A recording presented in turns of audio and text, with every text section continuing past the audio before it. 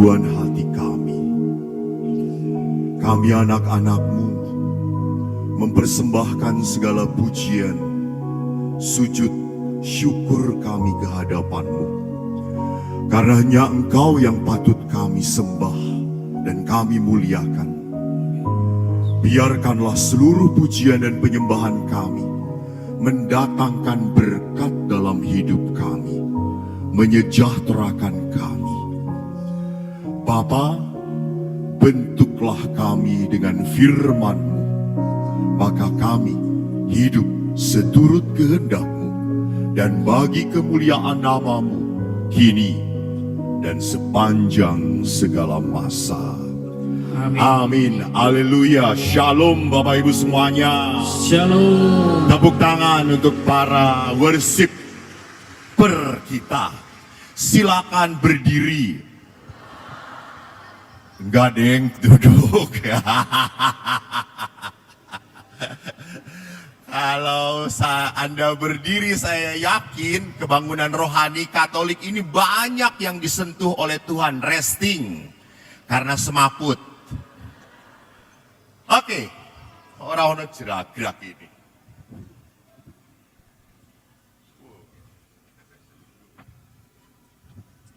Self-service coy.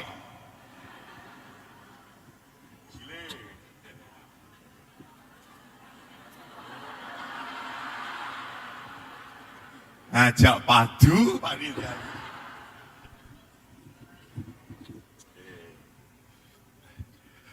Bapak Ibu, selamat sore semuanya.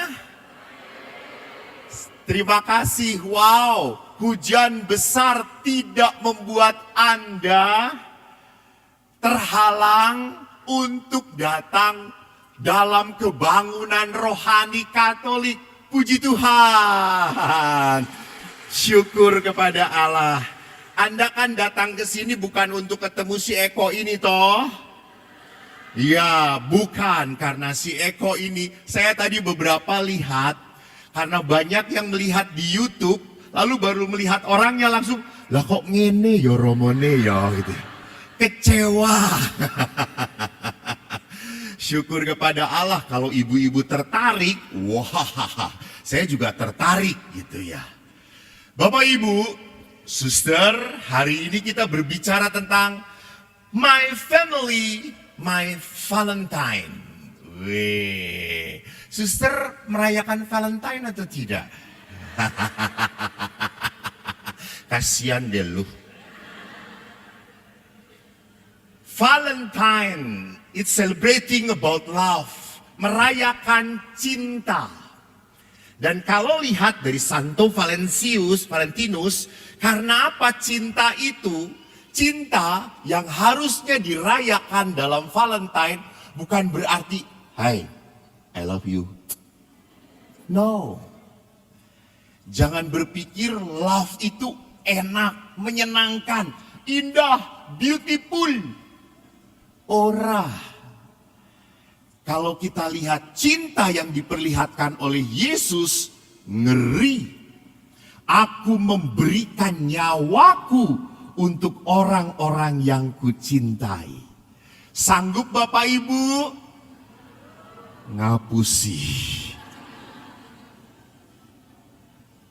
Maka bicara tentang keluarga, keluarga itu amat sangat berharga. Kenapa? Karena keluarga adalah tempat yang paling pertama dan utama manusia lahir. Di mana manusia merasakan cinta pertama-tama? Keluarga. Bahkan Yesus pun lebih lama hidup dalam keluarga Nazaret daripada berkarya. Berapa tahun Yesus hidup di keluarga Nazaret? Salah. Berapa Bu? Kok jawabannya Romo lebih muda daripada saya. Pertanyaan saya adalah, jawabannya Romo lebih muda dari saya. Udah jelas lah, dari kulitnya juga berbeda. Betul, 30 tahun. Dan Yesus hanya berkarya berapa tahun? 3 tahun. 3 tahun. Jadi kekuatan Yesus berkarya 3 tahun itu pasti dapat pengaruh dari Yosef dan Maria. Dari keluarganya. Saya besar dari sebuah keluarga. Betul, Anda pun demikian.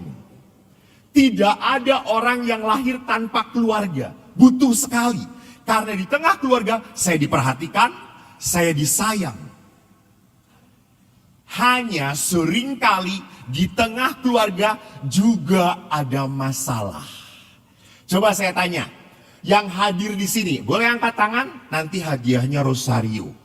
Rosarionya dari Roma coy. Diberkatinya bukan oleh Bapak Paus, oleh Romo Eko. Saya kagum. Tepuk tangan untuk CFM Kediri ini. CFM Kediri itu saya berkali-kali seminar. Itu seminar ada hadiah door prize-nya paling-paling setrikaan gitu ya. Lalu hair dryer, Odorono, Supermi gitu ya. Ini CFM untuk door prize-nya ngasih lukisan dari Mesir. Dahsyat. Orang lain tuh dilelang, dijual, ini panitia ngasih, hebat banget. Dan outdoor lagi. Apa tadi tuh? Door prize-nya kok outdoor? Alah, salah site. Namanya ranking 35, mbok dimaklumi. Door prize-nya nanti akan dibuka pada pukul 2 pagi, saudara-saudara. It's okay. Bapak Ibu, lihat. Di dalam keluarga, kalau tadi saya tanya, yang angkat tangan saya beri rosario. Siapa di dalam keluarga Anda, entah Anda sebagai suami istri, sebagai anak, yang tidak punya masalah dan tidak pernah gaduh? Angkat tangan. Anda dapat rosario, tapi malam ini diambil oleh Tuhan nyawa Anda.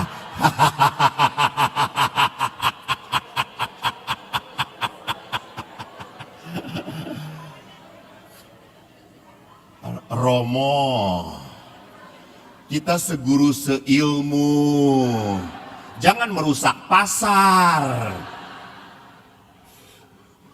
Pasti tidak ada. Kalau ada yang tidak punya masalah, sini datang pada saya kasih masalah. Jadi lihat di sini, bisa terjadi di dalam keluarga, bukan hanya orang saling mencintai, tetapi juga yang parah adalah apa? Saling menyakiti. Ini yang menyedihkan. Maka lihat, kita coba kalau mau lihat apa sih, kenapa sih Tuhan menyatukan laki dan perempuan? Kenapa enggak laki-laki dengan laki-laki, perempuan dan perempuan? Kok laki-laki dan perempuan? Mari kita lihat di dalam kitab Kejadian. Iki piye nyalainnya? Di ora ubah. Sing ubah ini apa saya ya? Ubah tuh.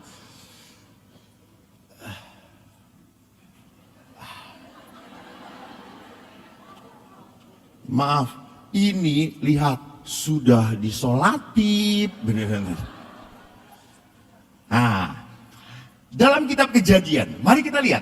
Tuhan Allah berfirman, tidak baik kalau manusia itu seorang diri saja. Aku akan menjadikan penolong baginya yang sepadan dengan dia. Bagus. Tuhan berkata, enggak baik manusia seorang diri saja. Tuhan berkata kepada para suster dan Romo, tidak baik manusia itu seorang diri saja. Ini masalah, Romo. Tidak baik. Aku akan menjadikan penolong yang sepadan. Lihat, Allah menciptakan pasangan untuk menjadi penolong, bukan pembantu. Penolong.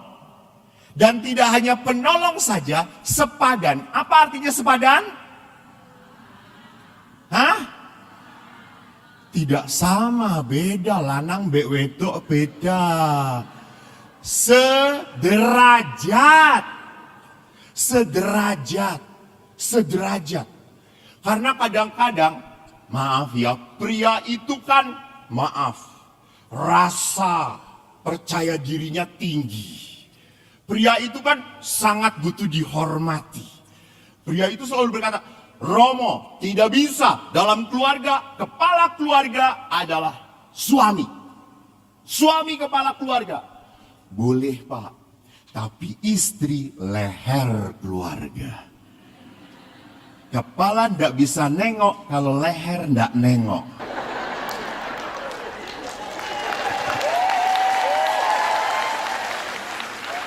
Para istri tepuk tangan maksudnya apa?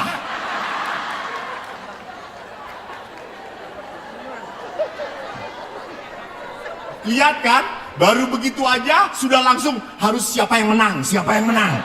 Itu sudah tidak sederajat. Kalau dalam rumah tangga suami istri siapa yang menang, di dalam keluarga itu tidak boleh ada saingan. Sederajat itu ya sejajar, sejajar. Tidak ada saingan. Kenapa? Karena jadi penolong. Bukan menjadi pesaing. Bukan untuk bersaing. Tidak, penolong yang sepadan. Lalu tidak hanya itu, Allah pun di dalam ayat berikutnya dikatakan Allah membuat manusia tidur. Ketika ia tidur, Allah mengambil salah satu rusuk daripadanya, lalu menutup tempat itu dengan daging. Rusuk itu ada di mana? Lihat, ini simbol kesejajaran. Walaupun akhirnya Hawa diciptakan dari rusuk, tapi seolah-olah dari tulang kepala. Karena wanita itu selalu merasa paling benar. Gak pernah salah. Ayo, gak ada yang tepuk tangan sekarang perempuan. Tepuk tangan karena merasa bersalah toh. Selalu saja menyalahkan suaminya. Tuh Pak, kan aku wis ngomong, ojo ngono. Ya wis salah terus. Terus kalau suami diam, menang wae. Orang ngomong, orang usul. Ngomong salah, menang salah. Wes Bu, mati wae aku. Enake mati, mau lepas tanggung jawab ya. Lihat, mati saja masih dibuat salah gitu ya.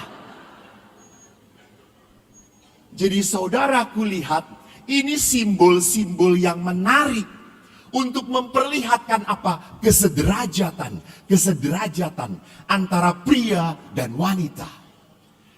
Maka di samping kesederajatan pendamping, lihat gerakannya menarik juga di dalam ayat berikutnya. Lah sebab itu, ini Raiso jalan ini. Ini siapa yang mengatur? Situ bawah atau atas? Oh, nggak bisa jalan ini.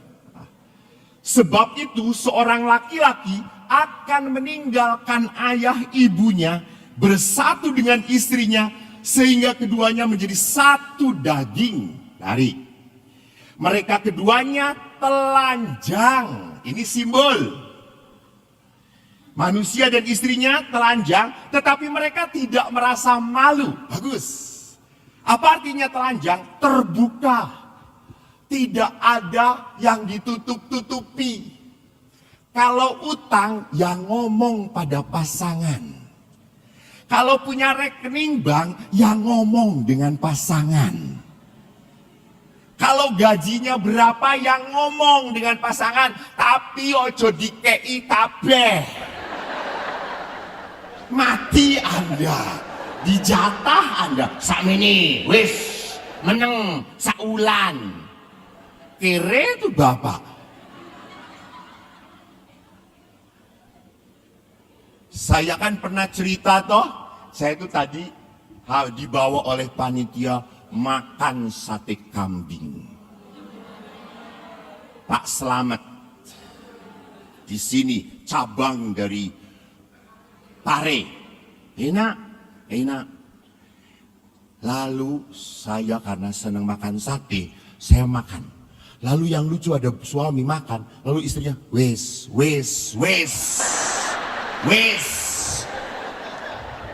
Anda tahu yang membuat sakit itu sebetulnya bukan dagingnya, tapi istrinya ini gitu ya.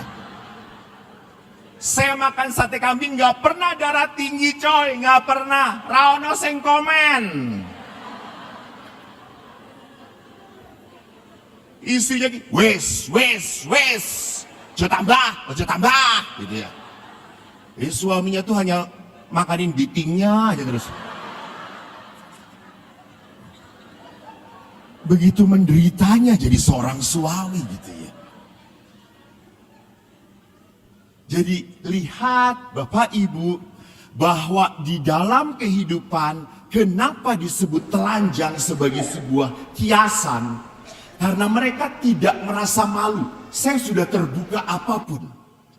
Coba, ibu di depan siapa ibu berani telanjang kalau bukan di depan suami? Betul atau tidak? Betul. Walaupun awal waktu menikah, semua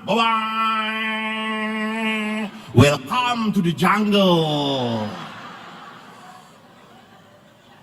Tetapi kalau sudah perkawinan 10-15 tahun, langsung dimatikan. Karena bentuk perutnya sudah nggak jelas. Bu, iki opo? Weteng. Iki lemak.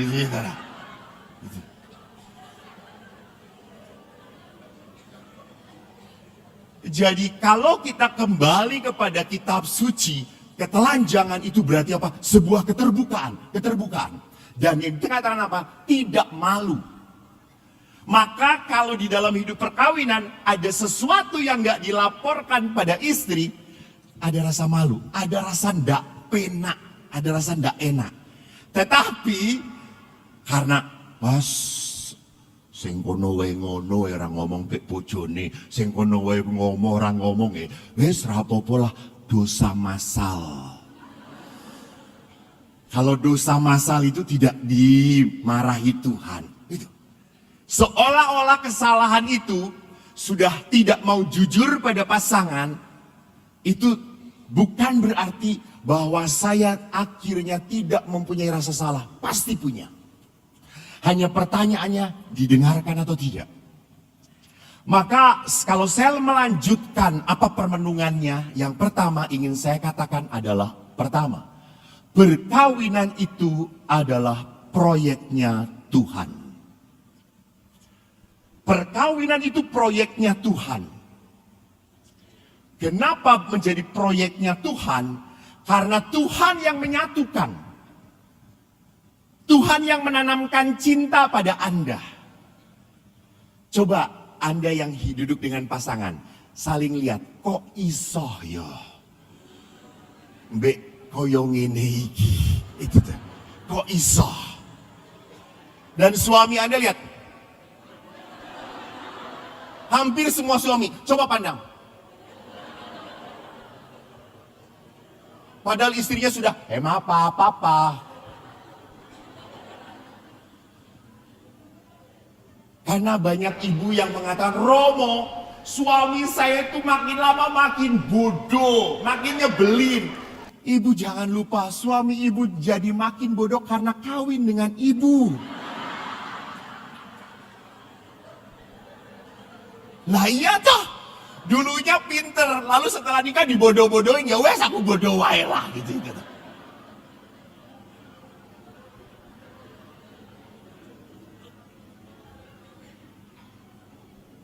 Jadi perhatikan, ini proyek Allah. Kenapa? Allah yang menyatukan. Saya memberkati perkawinan berkali-kali, apalagi Romo ya sudah ini, enggak kehitung ya Romo. Kalau saya didatangi oleh calon suami istri yang mau menikah, kadang-kadang aku gumun. Kenapa? Saya lihat suaminya ganteng, istrinya udah besar, jelek lagi. Ya Allah, Tuhanku Yesus, gitu. Masuk ke biara kami, 2 pintu harus dibuka gitu ya. Terus saya berkata, ini calon kamu? Iya Romo. Ya Allah, gitu. Tuhanku Yesus, gitu satu. Lalu pada saat dia ke toilet saya tanya, Mas, kamu betul mau kawin dengan itu? Iya Romo. Aduh Tuhan, apa cantiknya, kata saya itu. Mas nggak buta kan? Enggak Romo, kata saya itu. Lalu kamu melihat apa? Romo tidak melihat yang saya lihat.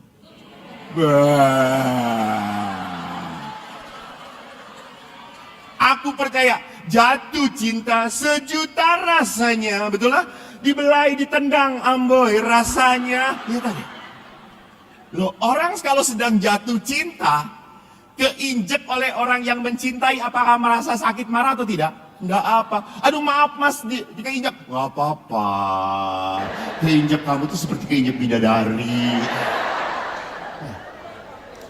Maka konon katanya, orang sedang jatuh cinta, tai kuda pun rasa.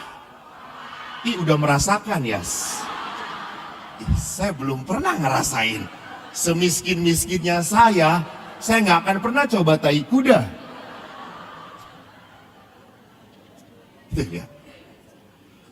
When you are falling in love, really, your decision steer by feeling. Pada saat engkau jatuh cinta, keputusanmu diatur oleh perasaan kamu. Perasaan. Saya demen banget, saya sayang banget. Saya ingin nikah dengan dia. Lihat toh, kalau udah pacaran itu, kalau udah menikah, pegangan. Deng. Itu lihat. Tetapi kalau pasangan yang mau merayakan 25 tahun perkawinan, datang ke pasturan, bapaknya ngitik sendiri. Ibunya, Pak E, kose toh Pak E, kose. Saya tanya, Pak mana ibu? Tuh di belakang, lama dia kalau jalan. Jadi ada perbedaan. Yang bisa kita lihat apa? Kalau perkawinan itu proyeknya Tuhan, berarti apa? Tuhan campur tangan. Kenapa kok bisa saya jatuh cinta? Karena Tuhan mau. Saya pernah ditanya oleh anak muda, pastor pernah jatuh cinta? Pernah. Waktu SMP. Dia putih banget. Chinese coy. Mau memperbaiki keturunan. Tapi saya berpikir kalau saya punya anak pasti belang. Dia cantik sekali. Waktu saya jatuh cinta, setiap pelajaran aku menatap dia. Dan dia tidak menatap aku. Suster ketawanya jangan ngejek gitu ya. Dasar belum pernah jatuh cinta. Betul, saya senang banget, saya ingin banget gitu ya. Apalagi kalau dia udah menyapa saya, akhirnya dia menyapa saya gitu ya. Senang sekali, sayang. Sampai saya berpikir, Tuhan semoga aku bersama dia. Rupanya kita tidak dipertemukan kembali. 2-3 bulan yang lalu kami reunian.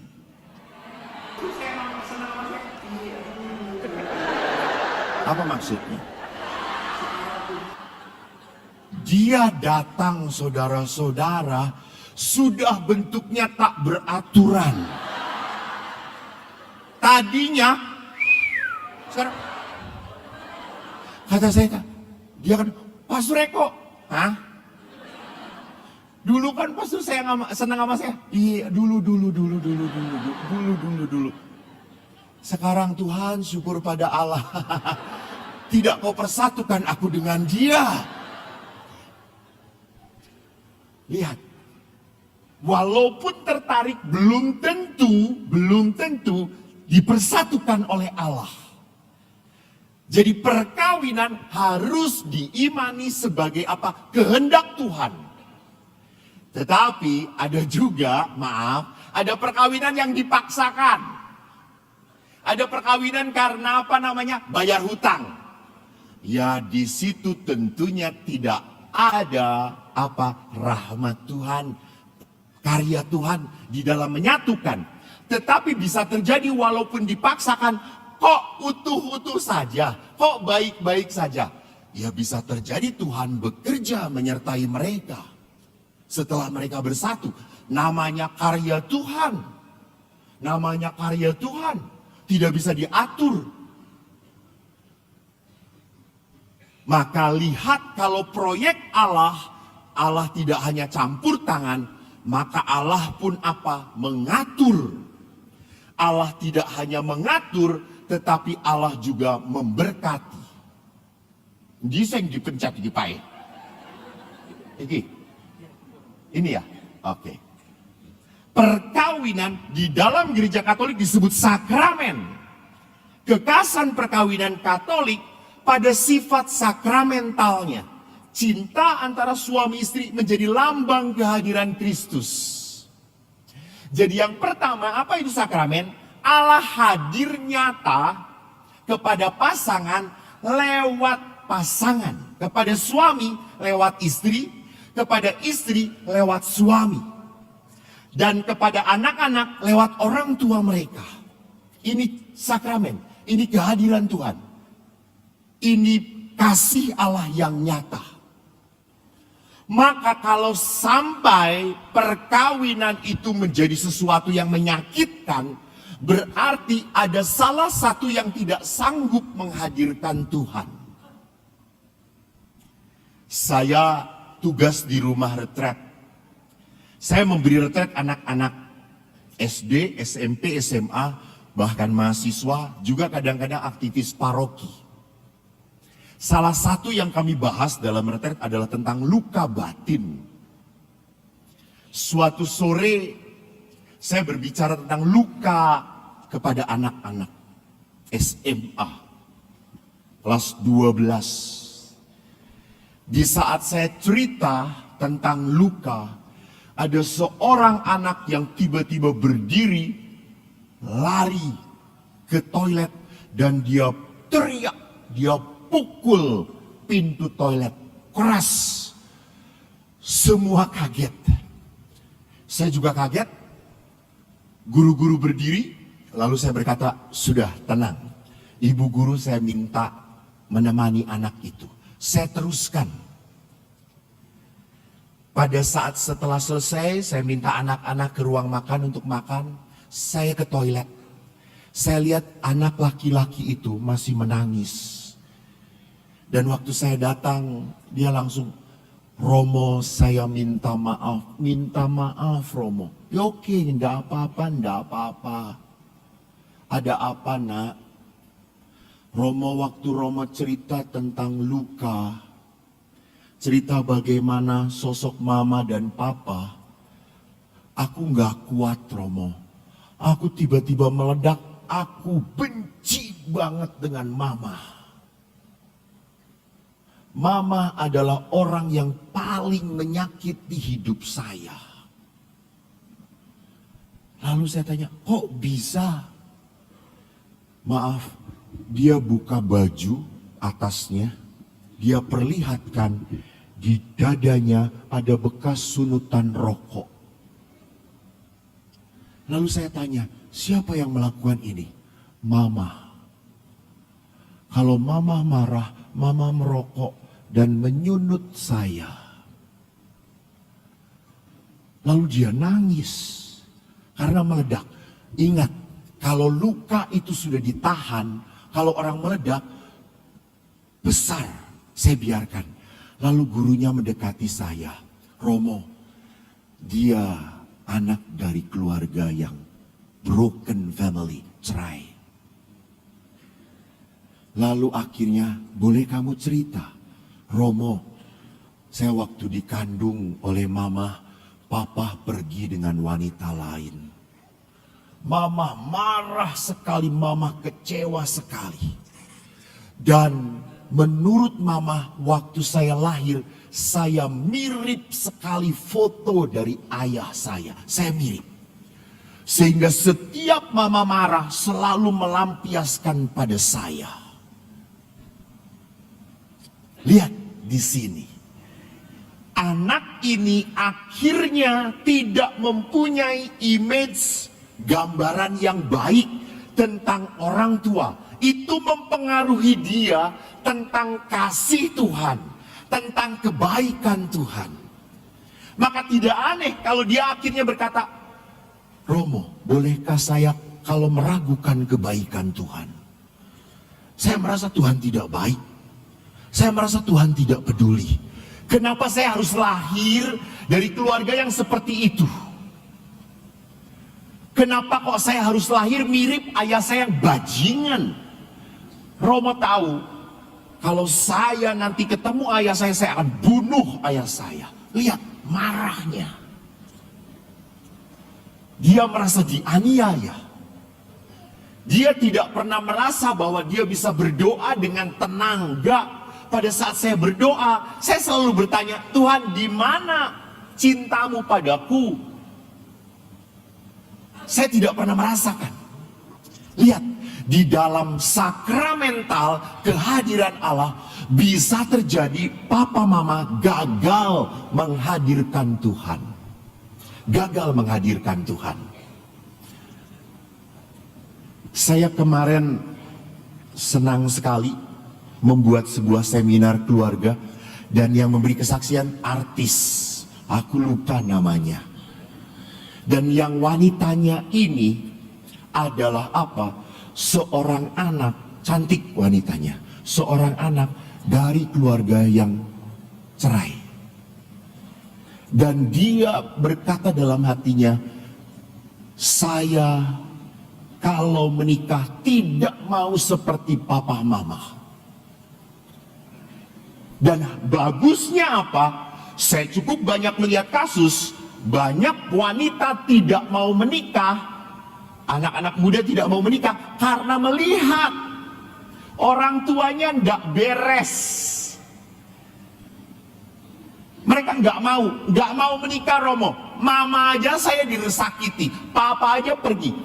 Dan bapak ibu hati-hati dulu, 10 tahun yang lalu yang banyak serong itu laki-laki. Sekarang wanita juga banyak serong. Betul. Banyak wanita yang ngawur. Ada banyak juga kasus ibu meninggalkan anaknya. Padahal 9 bulan ibu itu dekat dengan anaknya. Lah kok bisa kalau sudah si jahat menguasai dia. Dan hebatnya perempuan ini, walaupun lahir dari broken family, dia akhirnya saya mau menikah, mencari suami yang berkenan pada Tuhan. Dia berdoa. Dan rupanya suaminya pun orang baik, dia berdoa, minta pasangan yang seturut kehendak Tuhan. Dua-duanya berdoa, mereka bertemu, mereka dapat sakramen. Sekarang sudah punya 3 anak, 10 tahun hidup perkawinan mereka. Apakah kalau dua-duanya berdoa, dua-duanya direstui, dua-duanya sakramen, tidak akan timbul masalah atau tidak? Tetap. Karena berdoa itu bukan berarti semuanya jadi baik adanya. Ya, tetap punya masalah. Tetapi dengan berdoa kita belajar apa? Tetap menjadi baik. Tetap menjadi orang yang sakramental. Sakramental itu apa? Berani menghadirkan Tuhan. Dan arti kedua dari sakramental adalah apa? Tuhan memberkati apa yang sudah dipersatukan. Jangan takut. Selama engkau menghadirkan Tuhan, Tuhan menyertai. Apalagi Allah itu disebut dalam perayaan Natal sebagai Allah apa?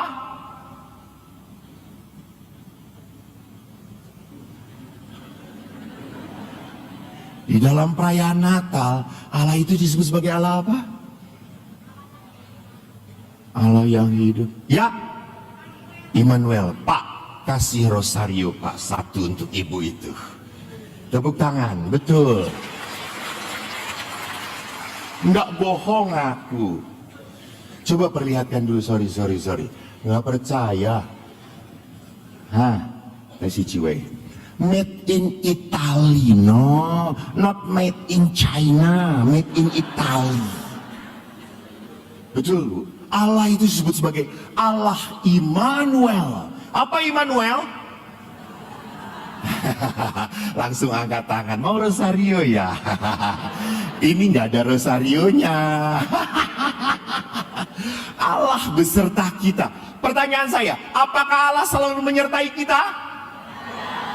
Saya ulangi, apakah Allah selalu menyertai kita? Di saat Anda menyakiti suami Anda, apakah Allah menyertai kita?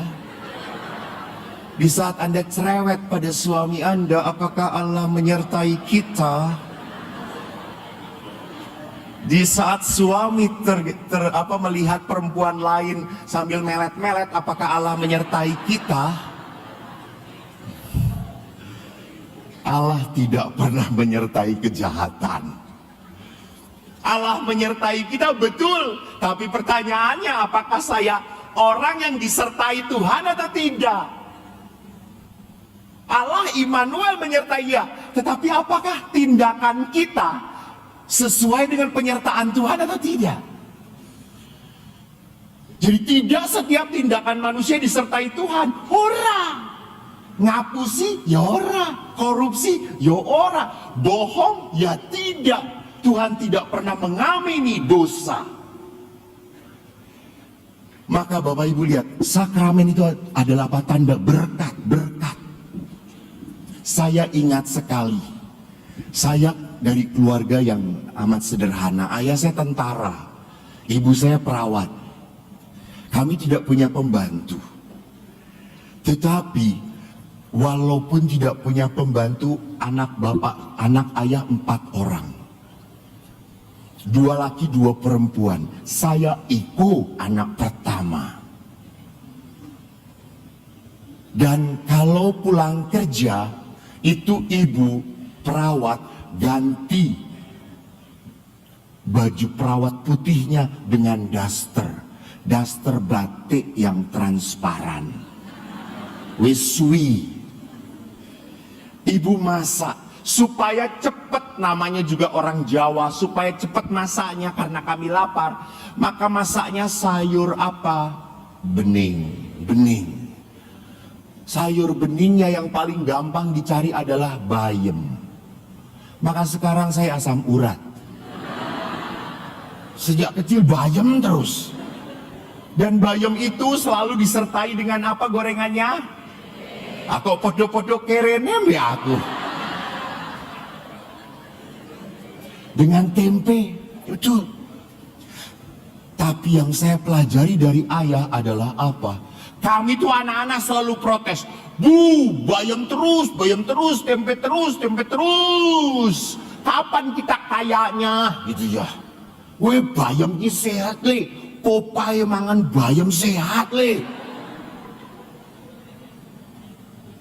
Tetapi ayah selalu berkata, le, bayam buatan mbokmu ki enak.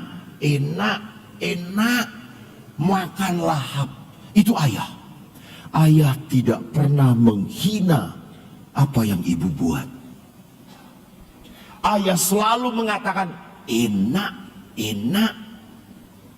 Bahkan bagi ayah, kopi yang terenak buatan ibu. Itu ayah. Beli kopi Starbucks, Raina, cuer. Larang. Tapi kopi buatan ibu enak. Suatu hari ibu sedang pergi ke Jawa Tengah. Eko ini ingin menyenangkan ayah. Kan namanya anak kan ingin dipuji tuh oleh ayah. Ya atau tidak? Ya. Apalagi sama-sama lanang. Saya dipuji pelajaran gak mungkin. Wong goblok. Wong paling bodoh. Di antara 4 ini paling bodoh saya. Adik-adik saya tuh rankingnya 5 besar, saya 35 besar. Saya pernah masuk ranking 15 di seminari. Sampai ibu saya kaget. Le, 15. Pada saat lihat jumlah muridnya 17.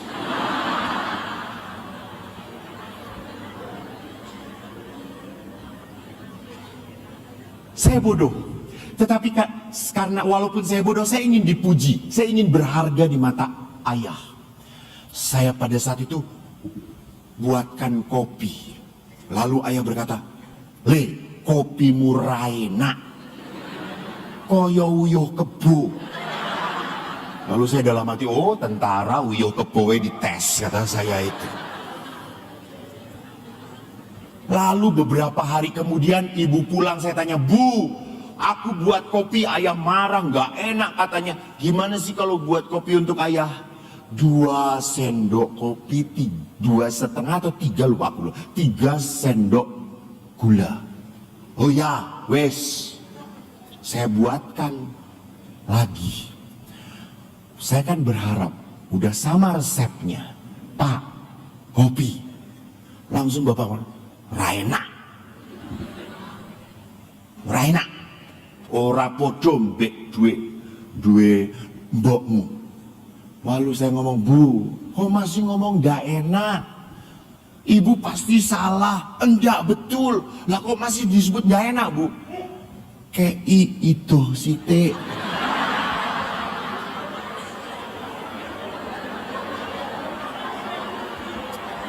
Hei, di sini kan orang Jawa toh. Kalau Jawa itu kan dilulut itu supaya apet toh. Supaya lengket kan. Itulah ayah saya tidak pernah melirik wanita lain. Karena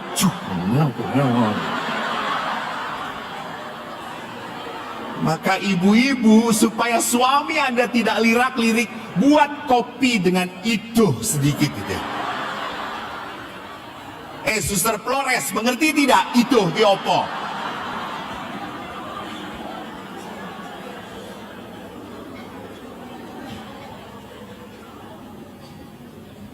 Jadi lihat di sini, karena perkawinan itu sakramental, dalam Amoris Laetitia, Paus pun mengatakan perkawinan adalah hadiah untuk pengudusan dan keselamatan.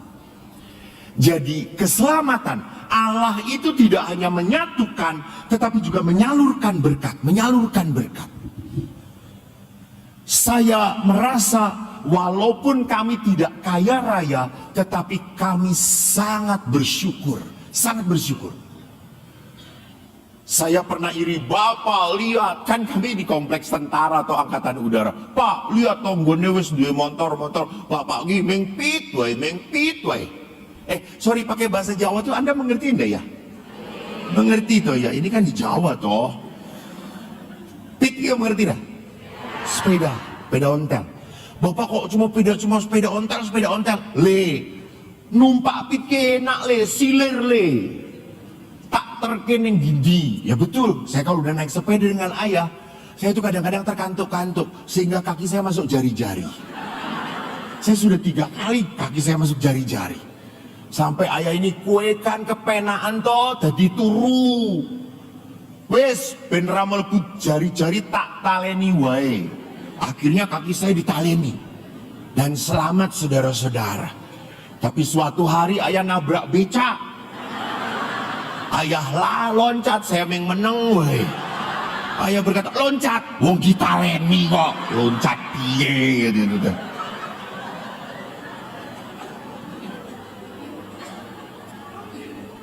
Jadi Bapak Ibu lihat, manusia itu akhirnya apa? Bukan masalah punya banyaknya, bukan.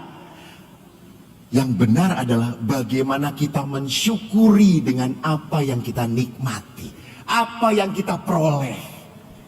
Anda tidak bisa bersyukur, kenapa? Karena selalu ribut. Dia sudah punya ini, dia sudah punya itu. Kamu enak aja kalau pergi bisa kemana-mana. Hei, sampai kapanpun hati kamu tidak akan pernah damai. Karena kau tidak bisa menikmati apa yang diperoleh. Kita pun mungkin sama, kita pun sering membanding-bandingkan pasangan kita. Pak, lihat suami tuh tetangga rajin, ape, kok iki meng meneng we, ora gelem apa-apa. Bu, lihat istri tetangga ora cerewet, sakinah mawadah warohmah.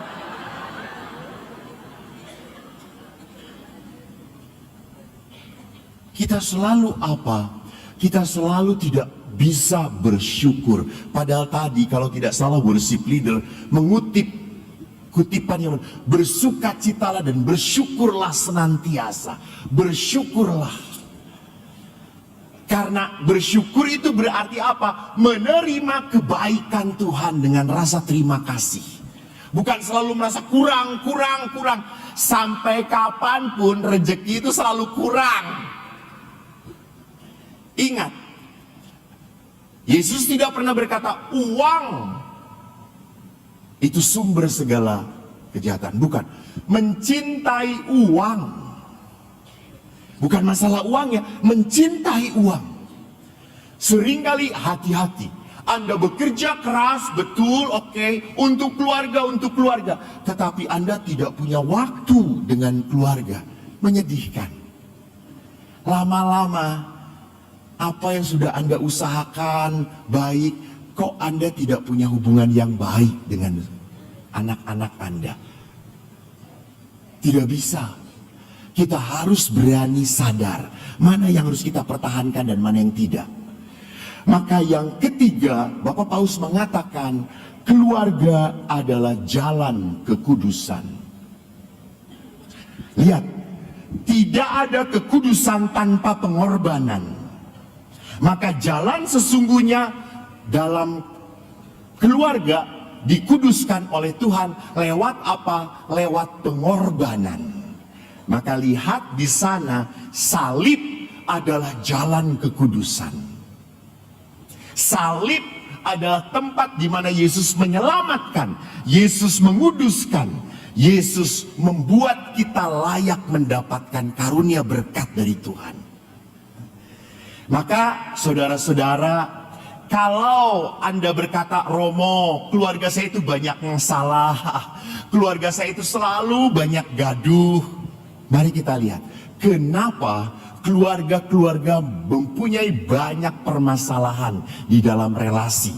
Apa yang membuat relasi dalam keluarga itu bermasalah? Pertama, ini harus next ya, tak cekal-cekal pindah-pindah ya. Pertama, di dalam keluarga kita tidak merasa at home lagi, tidak nyaman. Di Kediri ini banyak kafe atau tidak? Banyak. Kenapa orang-orang datang ke kafe, meninggalkan rumah? Karena rumah sudah tidak nyaman lagi. Suami merasa di rumah itu selalu dikontrol dan dihakimin oleh istrinya. Dari mana?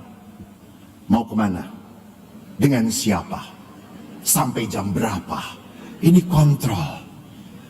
Jadi istri itu dengan suami bukan punya quality time, tapi quality control.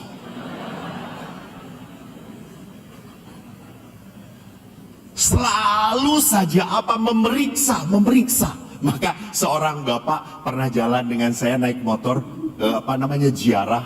Lalu ada telepon, Pak, itu telepon. Siapa Pak? Polda. Saya pikir Kapolda Jakarta, taunya bojone gitu ya. Berhubung si bapak itu sedang dengan saya, langsung dia matiin video call. No, dengan Romo gitu ya. Jadi merasa percaya istrinya kalau pergi dengan Romo. Padahal dengan Romonya cuma 5 menit, pergi ngawurnya 60 menit. Jadi kenapa orang-orang sampai lari dari rumah? Karena rumah sudah tidak merasa nyaman. Anak-anak pun sama. Kalau ditanya, nah, kamu masih ngobrol gak dengan mama papa? Gak mau. Kenapa? Kalau ngomong dengan mama selalu disalah-salahkan. Mama ini ya Romo, semua kesalahan masa lalu diungkit-ungkit. Dari saya sejak lahir sampai sebesar ini. Dulu ya kamu ya, ingat ya dulu ya, itu lihat. Jadi lihat di sini, rumah tidak menjadi tempat nyaman karena apa? Karena kita lihat orang keluarga kita, suami istri saling menyalahkan. Dan kalau menyalahkan itu berarti apa? Tidak berkenan kepada saya. Tidak sesuai dengan saya mau. Jadi kamu disalahkan karena tidak seperti yang saya mau. Kamu tuh harusnya jangan kayak gini, harusnya kayak gitu. Lihat di sini. Di dalam perkawinan, saat kita mengontrol pasangan, maka sampai kapanpun pasangan tidak akan pernah nyaman dengan kita. Saya pernah memberikan seminar di Malaysia, lalu tiba-tiba waktu istirahat ada seorang ibu datang kepada saya. Romo, kenapa Bu? Tolong doakan suami saya. Emang kenapa suami ibu? Budek dia Romo. Dia budek Romo. Tolong doakan supaya Tuhan menyembuhkan ketulian dia. Oh baik. Saya datengin suaminya. Pak,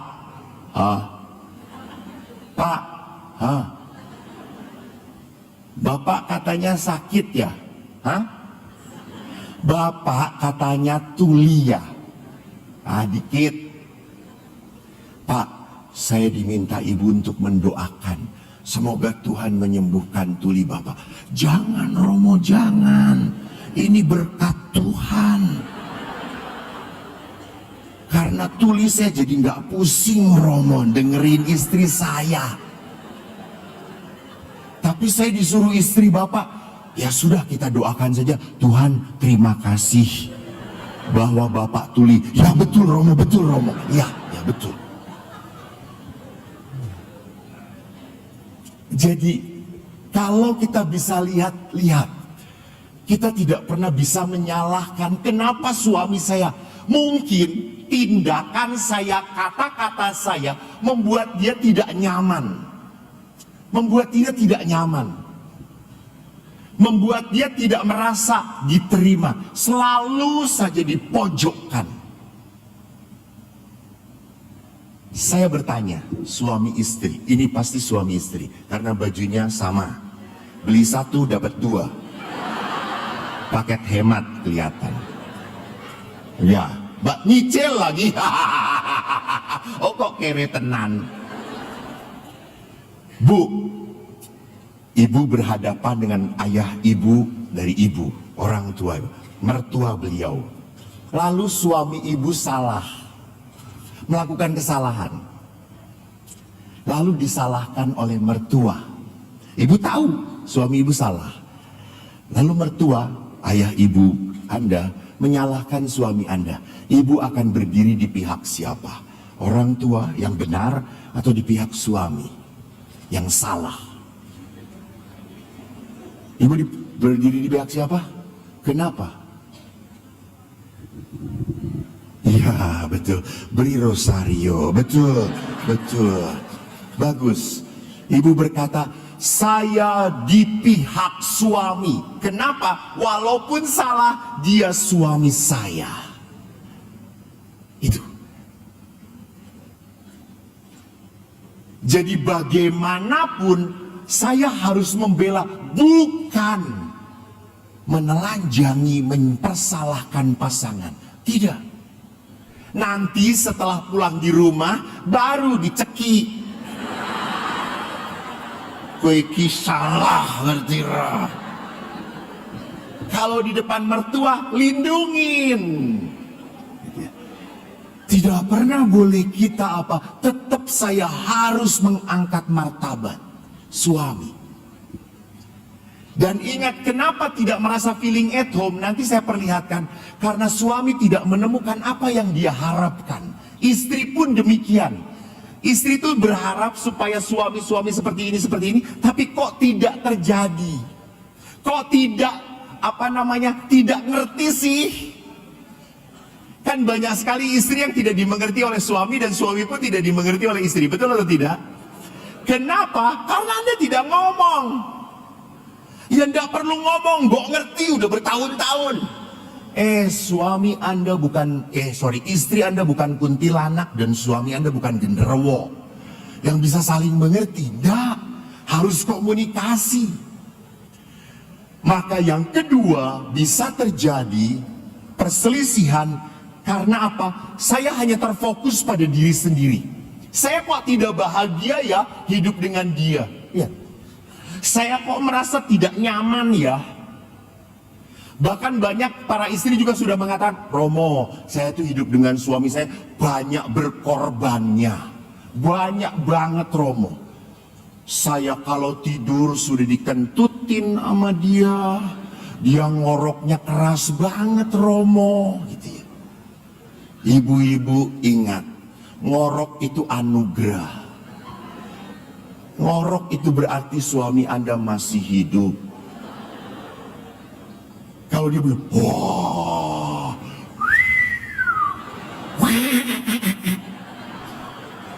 tolong jangan diganggu ibu-ibu. Suami Anda sedang berkomunikasi dengan roh-roh yang di atas sana. Jangan.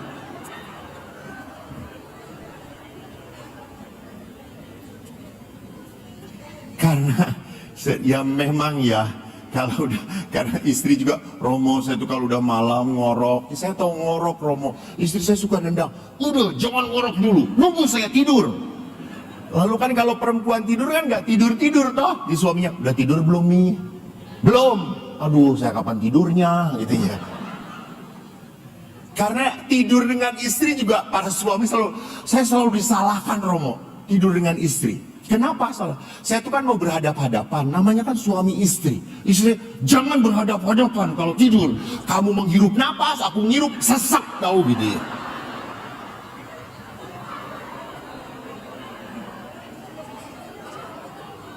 Lalu akhirnya saya belakangin istri saya. Lalu istri saya marah, kamu tidur ngasih pantat kepada saya. Orang ilok tahu enggak? Gitu ya. Ini istri sendiri. Salah lagi Romo. Akhirnya saya tidur terlentang begini. Istri saya berkata, kamu tidur kayak mayat saja gitu ya. Oh alah gitu. Terus gimana? Ya sudah saya tidur di depan televisi saja. Jadi lihat, kalau di dalam perkawinan yang paling utama saya, yang paling utama adalah saya, maka selalu Anda akan menemukan hal-hal yang tidak berkenan pada diri Anda. Selalu Anda akan protes. Jangan gitu. Karena ukurannya siapa? Bagus, ukurannya saya. Ingat, di dalam perkawinan sudah tidak ada saya lagi. Di dalam perkawinan kita. Jangan berpikir Anda tidak bahagia. Suami Anda lebih tidak bahagia. Hanya mereka tidak mau ngomong. Kan istri itu ngomong itu minimal 30.000 kata per hari. Bayangkan, laki-laki itu cuma 7.000 kata.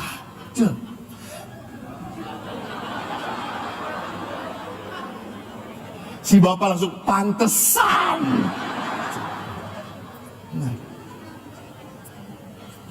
Lihat kalau perempuan itu kan selalu aja ngomong gitu ya. Tidak pernah bisa diam. Mau sedikit ngomong. Itulah perempuan karena ingin mengekspresikan. Gak tahan kalau ndak ngomong. Selalu ngomong. Kalau laki-laki coba. Kalau ibu ditanya, gimana bu? Langsung mereka. Kalau laki-laki, gimana pak? Ya kayak gini. Baik-baik saja. Bapak sehat? Udah. Laki-laki jarang bicara. Maka pada saat laki-laki jarang bicara, tiba-tiba mati saja. Perempuan kalau mengungkapkan segala-galanya bicara. Dan perempuan kalau sudah bicara, biarkan. Anda hanya perlu menanggapi,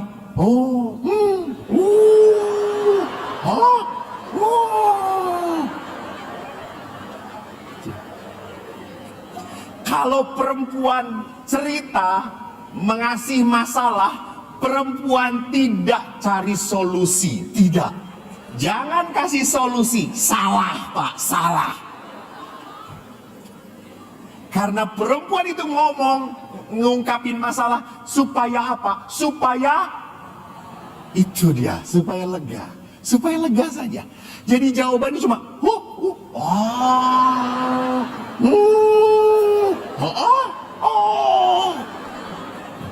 Dan ingat, Anda harus tahan 30.000 kata, coy. Serius. Pernah laki-laki sedang kumpul, istrinya nyerocos, supaya, lalu gantian teman-temannya, gantian. Istrinya nggak sadar karena sibuk cerita gitu ya. Ini dua sosok yang berbeda. Maka kita harus memahami hal itu. Di saat kita mengatur istri, suami saya harus seperti saya, raiso jenenge lanang kok. Lalu suami menuntut istri harus seperti suami, raiso. Mbok, kamu tuh ya kalau punya masalah beresin sendiri. Raiso, aku harus ngomong. Harus bicara gitu.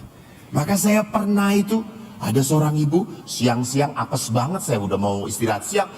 Romo, aduh, 5 menit, aduh, 5 menit. Anda tahu sejam nggak selesai.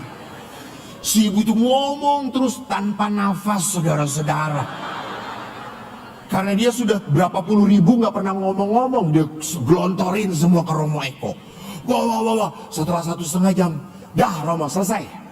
Baik Bu, menurut saya udah, saya nggak mau dengar Romo, saya selesai. Yang penting saya sudah puas, saya pulang Romo, dadah gitu. Dia, Ibu puas? Iya. Ibu lega, saya jengkel, kata saya itu tuh.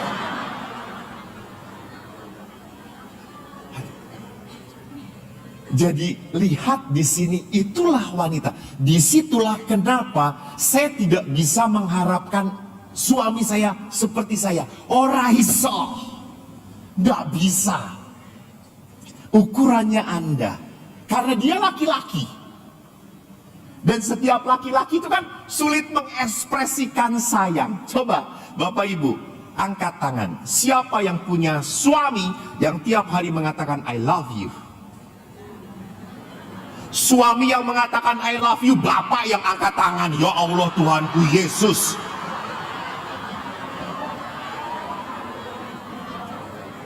Di biara pun ada yang tiap hari mengatakan I love you. Beo dan kakak tua kita itu. I love you, I love you, I love you. Saya datang, Beo bego, I love you gitu.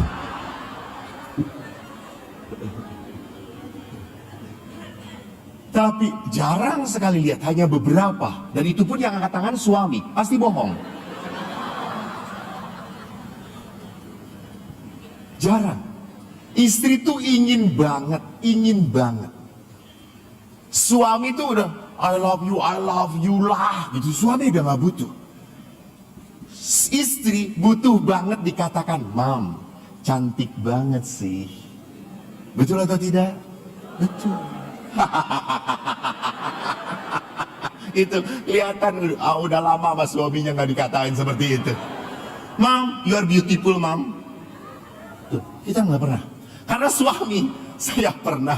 Kan kalau istri itu kalau udah mau kondangan, oi dandannya saudara-saudara 7 hari 7 malam. Saya mau kondangan dengan bapak-bapak, promo bareng saya. Oke, bapak itu jemput saya. Mana ibu Pak? Masih dandan. Hah? Masih dandan, yaudah. Terus kita pulang dulu ke rumah bapak. Iya. Saya pulang lagi. Masih belum selesai. Lalu si bapaknya ngomong, Ma, Romo sudah ada. Teriak, suruh nunggu. Ibu setan. Terus si suaminya, nah, rasain. Gitu. Dan Anda tahu, dia keluar kamar, kita tuh berdua apa? Jadi seorang wanita butuh sekali dipuji penampilannya, butuh. Laki-laki ndak butuh. Ibu ngomong pada bapak, Mbak ganteng banget. Tapi kalau istri mungkin, Mam cantik banget sih. Tapi dia akan ke belakang, ih cantik.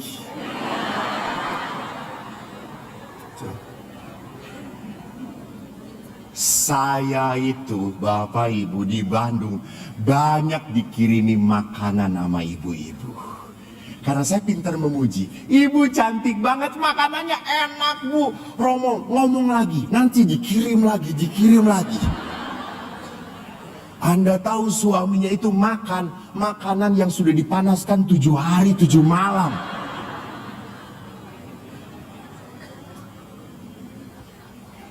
Suami apakah nggak perlu dipuji? Butuh. Suami bukan dipuji penampilannya. Suami butuh dipuji pekerjaannya. Apa yang dia lakukan.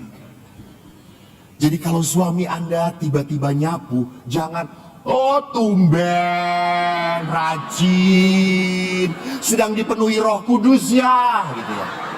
Oh pasti dilemparkan sapu itu.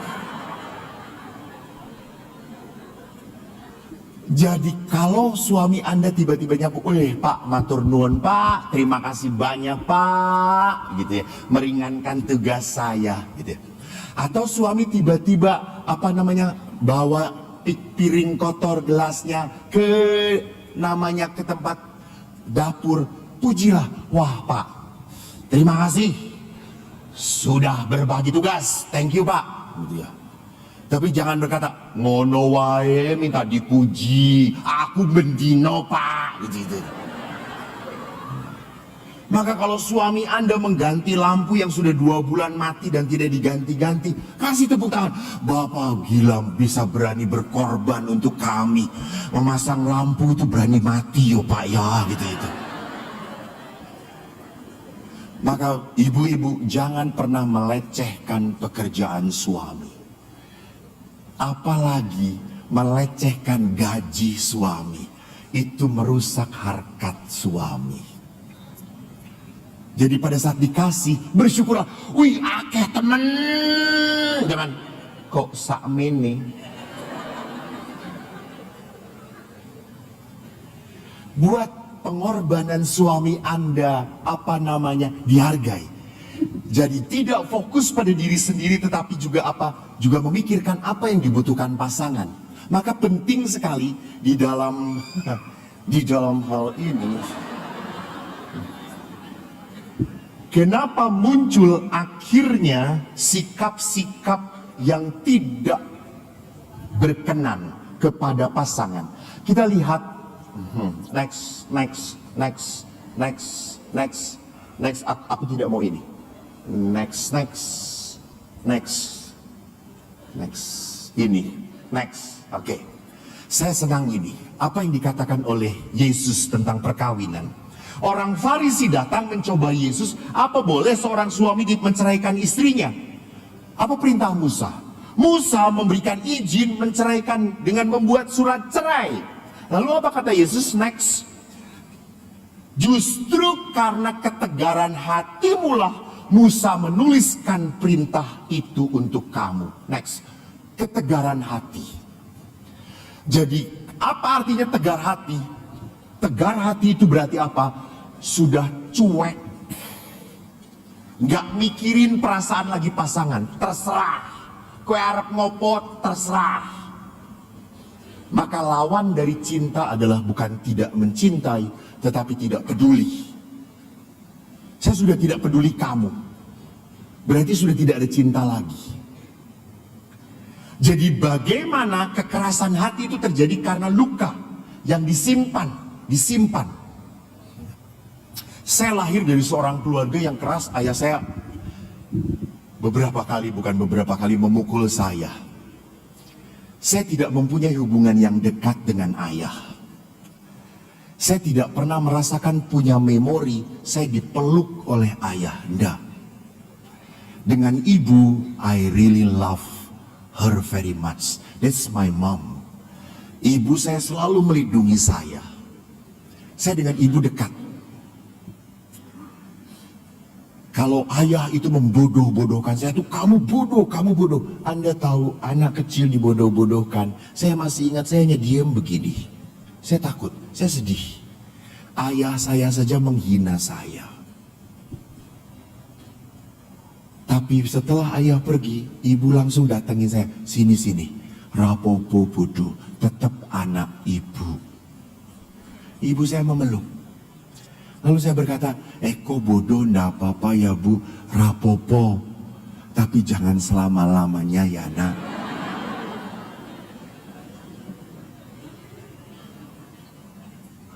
Ibu selalu mencoba melindungi saya.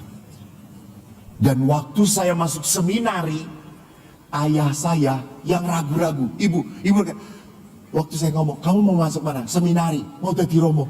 Ape nak, ape. Tak doake yo nak. Bapak datang, apakah mau jadi romo? Ora mungkin, bodoh jadi romo. Romo ki pinter.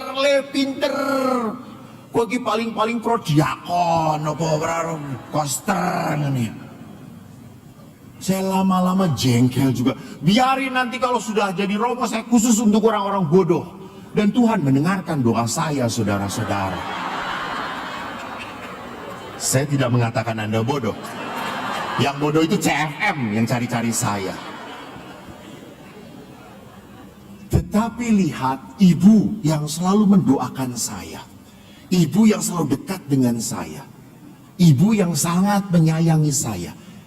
Saya tidak pernah punya hubungan begitu sayangnya dengan ayah. Sehingga setelah jadi pastor, saya kalau ke Roma, itu rosario cukup mahal itu. Saya kalau ke Roma, saya beli oleh-oleh yang paling mahal untuk ibu. Saya pernah belikan ibu liontin seharga 500 euro. Dari gold, dari emas. Saya suka. Dan ibu suka sekali liontin Bunda Maria. Beliau selalu pakai. Bu, pada saat saya, Bu, liontin, larang li api tenan. Bu, api 500 euro Bu. Larang rapopo kanggo ibu. Aku dikai hadiah kok. Lalu bapak datang, aku apa kok? Rosario Pak. Piro iki? 1 euro. Kan kalau di bus-bus kan selalu ada 1 euro. Ini untuk bapak, itu. Dan saya setelah jadi pastor pun kalau telepon, ibu tuh nggak punya telepon, ayah yang punya telepon. Saya telepon, Pak, Eko, ibu, nggak mau ngomong dengan bapak, nggak. Ibu. Saya tidak punya kedekatan, terluka. Bahkan waktu saya mengolah hidup batin saya, luka itu rupanya apa? Menyetel saya. Saya menjadi pastor waktu awal loh, saya di rumah retret, saya tuh pastor paling galak. Saya kalau dengan anak-anak SD tidak bisa diatur, langsung saya kasih ke kuburan. Karena di rumah retret kami ada kuburan. Kamu tidak bisa menghargai pastor yang hidup ke kuburan. Hargai pastor yang mati. Semoga mereka bangkit dan terima kasih. Saya akhirnya merenungkan kenapa saya menjadi pastor yang kasar. Karena saya disakiti. Jadi lihat di sini kekerasan hati. Maka dalam perkawinan kita harus sadar. Siapa pusat dalam perkawinan kita? Saya tanya, ibu, bapak. Pak sudah berapa tahun menikah?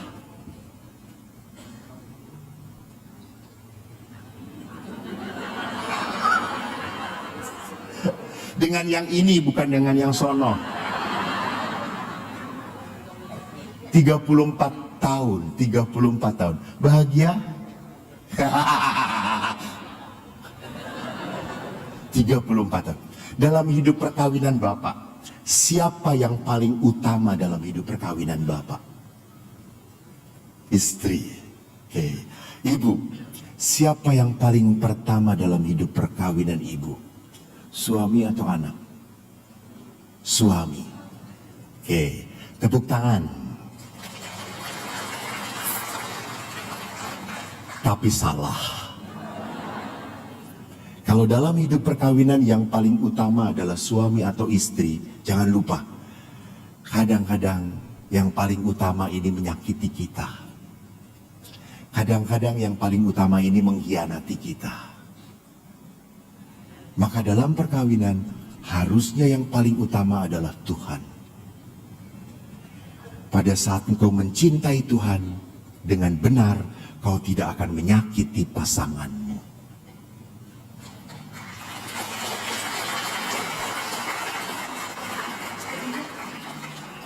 Jadi lihat di sini, perkawinan itu adalah sebuah apa? Sebuah lingkaran yang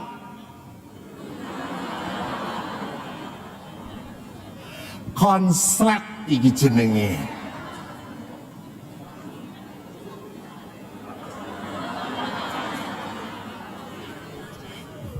Perkawinan itu seperti sebuah lingkaran dua yang makin lama menyatu. Betul, karena saling mengerti satu sama lain, saling menerima satu sama lain. Maka Bapak Paulus mengatakan tidak ada keluarga yang sempurna, nggak ada. Maka keluarga itu perlahan-lahan apa? Saling berkembang mencintai. Sampai kapanpun Anda tidak akan mengerti pasangan Anda. Betul atau tidak? Betul. Selalu misteri. Anda walaupun sudah menikah 34 tahun, kadang-kadang ada hal yang aneh pada istri Anda. Betul atau tidak? Betul. Karena istri Anda memang aneh. Betul. Tidak banyak hal yang bisa Anda mengerti. Kok iso ya koyong ini, kok iso ya koyong ini. Nah itu perkawinan. Karena pasangan Anda itu misteri. Maka mari kita lihat sebuah perkawinan itu adalah apa? Tidak menjadi sebuah perkawinan yang sehat kalau tidak ada komunikasi. Komunikasi. Dan perkawinan itu adalah sebuah perjalanan. Walk in love. Not falling in love. Next. Saya senang melihat ini. Next. Jadi perkawinan itu bukan falling in love, walk in love, jalan bareng. Maka kalau dalam jalan bareng itu kita menyesuaikan. Nggak ada yang siapa duluan, siapa belakangan. Walk in love, bareng-bareng. Maka kita harus belajar memenuhi bahasa cinta. Supaya dia merasa dicintai. Siapa yang bisa mencintai suami kalau bukan istri? Siapa yang bisa mencintai istri kalau bukan suami? Maka ada 5 bahasa kasih yang begitu sering dipaparkan bagus. Pertama adalah word of affirmation, pujian. Yang kedua adalah apa? Quality time, bareng-bareng. Yang ketiga adalah apa? Melayani. Yang keempat adalah apa? Memberi hadiah. Yang kelima adalah apa? Menyentuh, physical touch.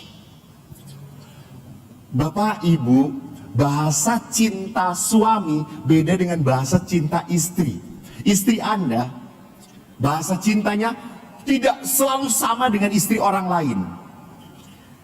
Bagaimana promo supaya saya bisa tahu bahasa cinta pasangan saya? Dengerin apa yang dia selalu keluhkan. Kamu ini ya udah lama gak pernah memeluk saya. Nah, berarti dia ingin dipeluk. Kamu ini udah lama nggak pernah muji-muji saya. Saya selalu salah. Berarti dia butuh kata-kata pujian. Kamu ini ya, nggak pernah menghargai saya. Berarti suami Anda butuh dihargai. Pak, kamu itu nggak pernah ngasih hadiah. Kamu tuh selalu ya, ini nyuruh saya, nggak pernah membantu. Berarti apa? Dia butuh dilayani. Karena kalau bahasa kasihnya nggak kena, Anda akan kesel. Suami sudah capek-capek beresin mobil, nyuci mobil. Istri paling, nyuci mobil doang aja. Merasa bahwa itu bukan merupakan tindakan cinta. Itu sih biasa aja. Karena tidak kena. Maka saya harus belajar tahu apa yang dia butuhkan. Maka saudara-saudari, mari kita lihat ada hal yang paling begitu urgen dalam bahasa cinta adalah apa? Keintiman. Lihat next, keintiman. Mari belajar untuk apa? Kalau my family is my Valentine, my family is my Valentine. Keluarga adalah hal yang berharga.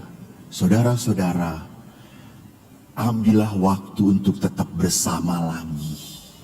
Bersama. Ingat, semua itu ada batasnya. Ada batasnya loh. Jangan-jangan ini adalah malam terakhir. Iya toh, siapa tahu. Saya selalu kalau di rumah retret suruh berdiskusi suami istri. Coba ngomong, siapa yang duluan meninggal? Dan para istri selalu menangis, aku gak kuat kalau kamu duluan meninggal. Biarkan aku yang duluan saja. Lalu kalau suami, gak apa-apa kamu duluan. Saya sudah siap.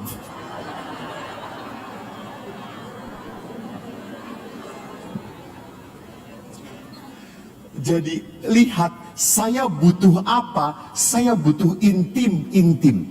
Maka lihat keintiman itu, coba diskusi, dialog. Jadi kalau istri Anda sedang ingin dialog, itu berarti mengungkapkan emosinya. Biarin, supaya apa tadi? Lego. Jangan dikatakan, saya itu jengkel, marah, kesel. Udah, terus. Biarkan. Jangan dibalas, emangnya saya juga gak kesel, emangnya saya juga jangan jengkel. Itu adalah saat dia melepaskan, melegakan. Itu dialog. Yang ketiga, next, carilah saat-saat di mana Anda bisa tertawa bersama. Jalan-jalan rekreasi, Bu, Pak, dulu pacaran. Sekarang kenapa nggak pacaran lagi? Ada anak promo, taruh di rumah. Kasih makan, kunci, udah. Pacaran lagi.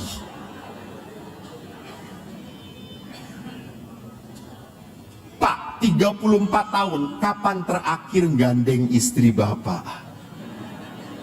Udah jarang tuh, Pak. Ya, pegang istri Bapak, apalagi waktu di mall.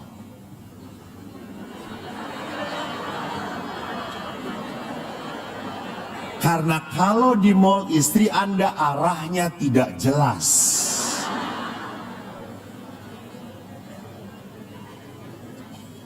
Sentuh istri Anda, Pak. Istri itu butuh banget disentuh. Jangan hanya menyentuh kalau mau ada maunya. No, touching, pegang. Dia sedang begini, Anda jangan mengatakan pegel ya. Itu tuh tanda bahwa dia tuh ingin dipijetin, pegangin. Jadi istri itu, itu tanda. Jangan mengatakan, saya juga kesel nih, mau pijeti aku.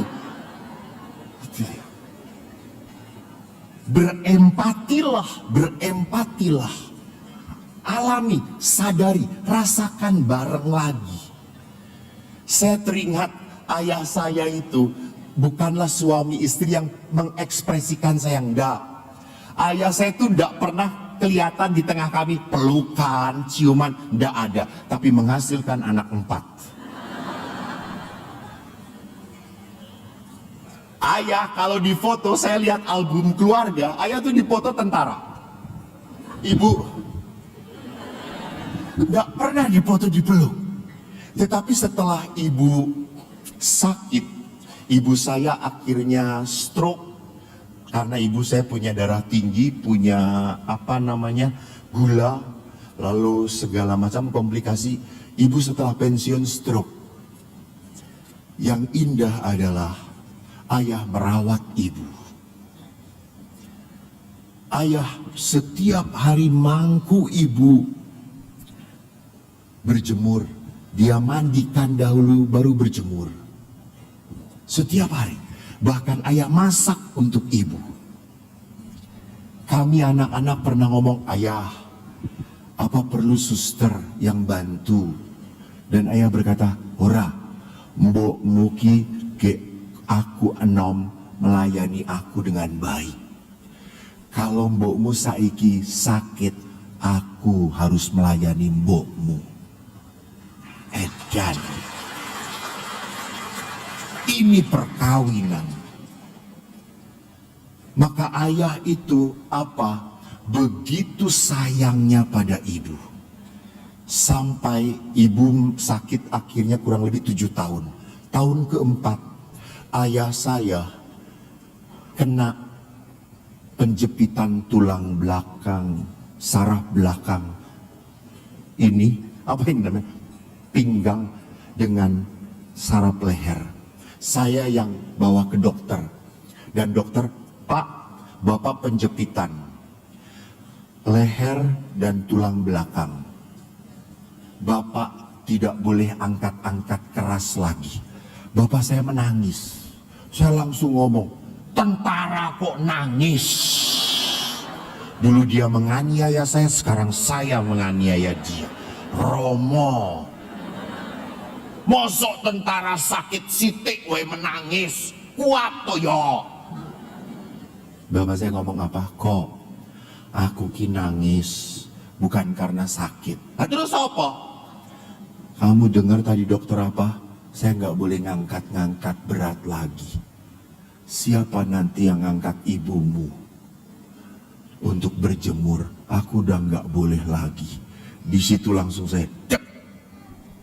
Edan, dia memikirkan istrinya. Dia tidak memikirkan diri dia. Dan waktu akhirnya ibu serangan, yang terakhir ibu masuk ICU. Saya menunggu di ICU. Saya tidur di ICU karena saya diberi izin. Lalu dokter mengatakan, Romo, Ibu Romo ini kuat sekali. Lalu saya berpikir, kenapa ibu kuat? Ibu sangat sayang ayah. Ibu tidak mau meninggalkan ayah. Lalu akhirnya saya ngomong kepada ayah, ayah ngomong pada ibu, ibu duluan. Nanti saya susul. Ayah saya marah. Aku ra iso kon ngomong ngono. Bojone kowe anak sak pinayu ngomong Romo.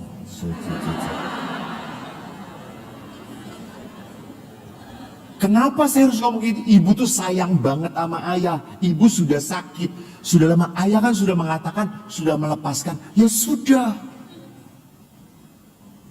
Ra, saya ingat berapa hari ayah tidak ngomong. Lalu hari Minggu setelah ayah misa, ayah ke ICU. Mendampingi ibu. Dan akhirnya ayah keluar. Saya mau datang, mereka sedang nangis. Ayah keluar, aku sudah ngomong dengan ibumu. Nah, hari Minggu, hari Selasa ibu meninggal dunia. Dan waktu meninggal, kata-kata ayah begitu memukul saya. Dia berkata, saya bahagia. Istriku nggak sakit lagi. Sekarang yang sakit saya. Karena saya kehilangan orang yang saya sayangi. Sampai waktu mau 7 hari ibu, saya telepon ayah. Ayah, kita misa untuk ibu. Lalu ayah berkata, kok untuk apa ya aku hidup kalau sudah tidak ada ibumu lagi? That is love. Itu cinta yang begitu kuat. Karena apa? Ayah selalu menomorsatukan ibu dan ibu menomorsatukan ayah. Walaupun saya benci dengan ayah, jengkel dengan ayah, saya belajar mengampuni. Akhirnya dalam proses pengampunan, saya dekat kembali dengan ayah. 40 hari yang lalu saya tugas di Sumba apa Ketapkupa, Sumba. Saya tugas di Sumba, ayah saya tinggal satu-satunya, ibu sudah meninggal 15 tahun yang lalu. Lalu saya mendapat WA hari Jumat, Mas, ayah masuk ICU. Saya kaget karena saya jauh. Lalu saya ngomong kepada adik, tunggu, semoga saya bisa pulang cepat. Karena saya sudah selesai tugasnya. Saya harusnya Minggu pulang. Saya minta panitia, minta tolong cari Sabtu saya pulang. Kenapa Romo? Ayah saya masuk ICU. Ini satu-satunya yang harus saya temani. Karena kami sudah menemani ibu terakhir, saya juga ingin menemani ayah. Lalu akhirnya tiket sulit, lalu malam Jumat itu dikatakan Romo ada siang ke Jakarta. Baik, saya sampai bandara, saya WA, video call adik saya. Dek, kumpul dekat ayah. Kumpulkan adik-adik, suami istri kalian dan cucu-cucu ayah. Saya melihat di dalam video ada keponakan saya, ada adik saya. Saya lihat ayah sudah pakai selang, sudah apa namanya, napas itu tuh,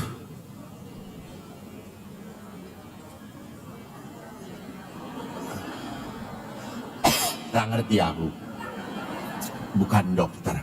Saya lihat, lalu saya ngomong, ayah, Eko mau pulang, tunggu Eko, ayah harus minta maaf pada Eko.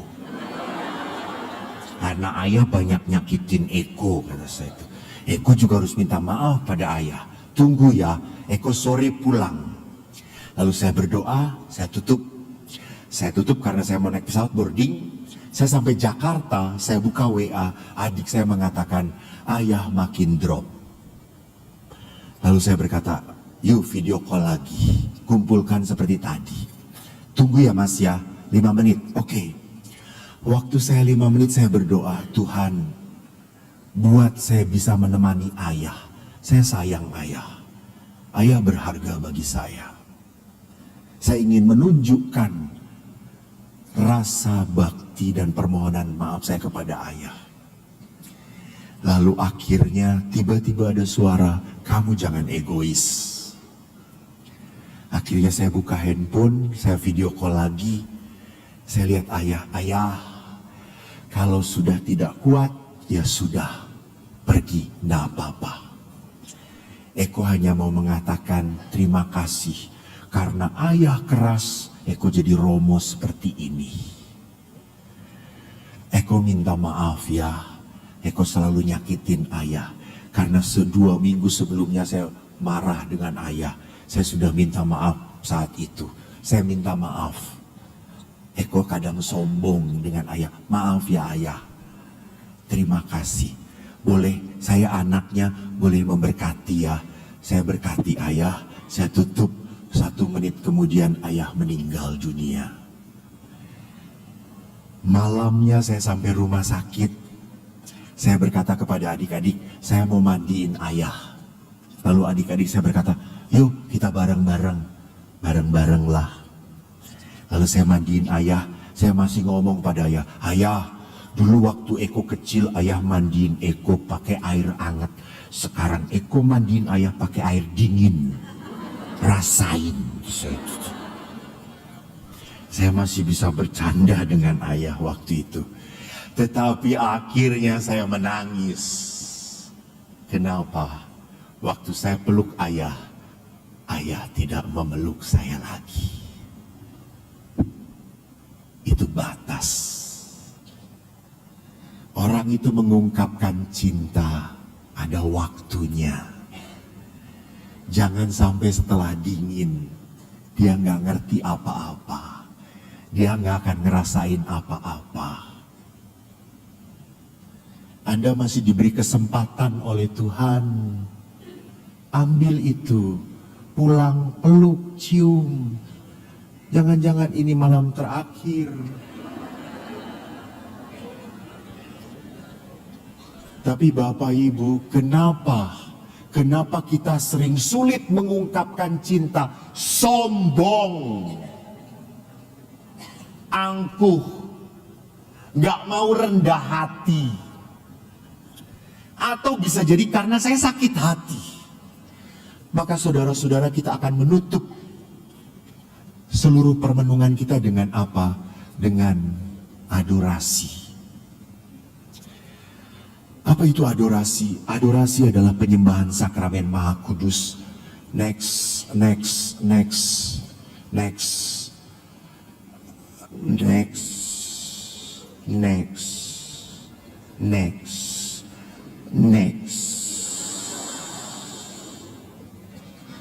Ya, bahkan Santo yang dikenal sebagai Santo Alfonsus Liguori mengatakan penyembahan sakramen Maha Kudus adalah devosi terbesar dalam sakramen.